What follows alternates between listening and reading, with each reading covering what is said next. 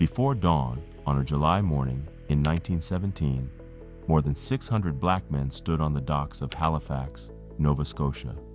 They wore simple uniforms and carried with them hope, resolve, and the belief that service could earn belonging. These men were the No. 2 Construction Battalion, the only all-black unit to serve in the Canadian Expeditionary Force during the First World War. They were not welcomed easily. When war broke out in 1914, black Canadians volunteered alongside their white neighbors, only to be turned away from local recruiting offices. The official line was that the Army had no place for them. Communities fought back. Pastors, businessmen, and veterans petitioned Ottawa to let black men serve. In July 1916, the government relented, but with a condition: the men would form a segregated labor battalion.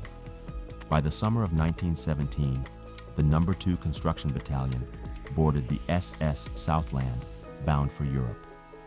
Their mission was not frontline combat, but the hard, dangerous work that made combat possible: cutting timber, laying rail spurs, building roads, and keeping supply lines open in the forests of France. Life in the battalion demanded resilience. Days were long, the work brutal, the weather merciless. Saws screeched, axes swung, rail cars clattered. Accidents were common. Disease stalked the camps. Yet these men knew that every plank and every mile of rail kept Canadian, British, and Allied forces supplied. Logistics may not win headlines, but it wins wars.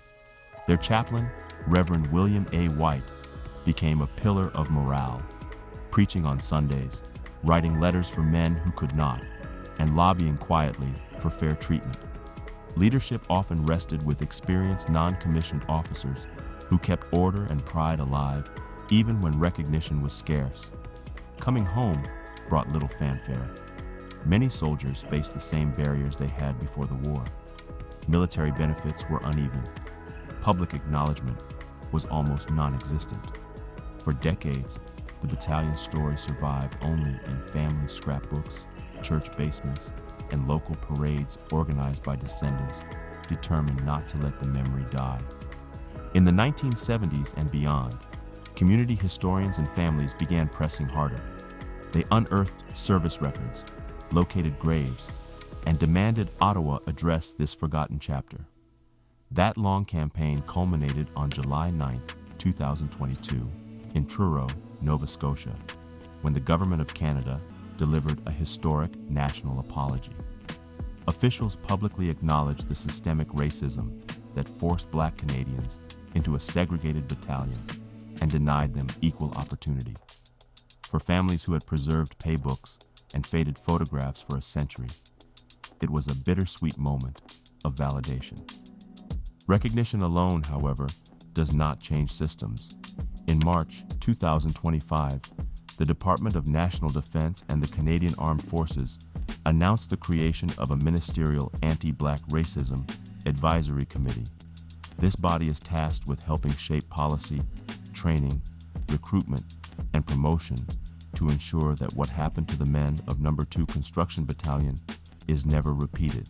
The committee is part of a broader 2023 to 2028 culture change plan aimed at dismantling systemic barriers within Canada's military. Did you know? Volunteers for the battalion came not just from Canada, but also from the Caribbean, reflecting a wider Black Atlantic network of service. Chaplains like Reverend White weren't only spiritual leaders, they were educators and advocates, teaching literacy and letter writing in camp. Timber milled by the battalion built hospitals and shelters that saved countless lives far from the front lines.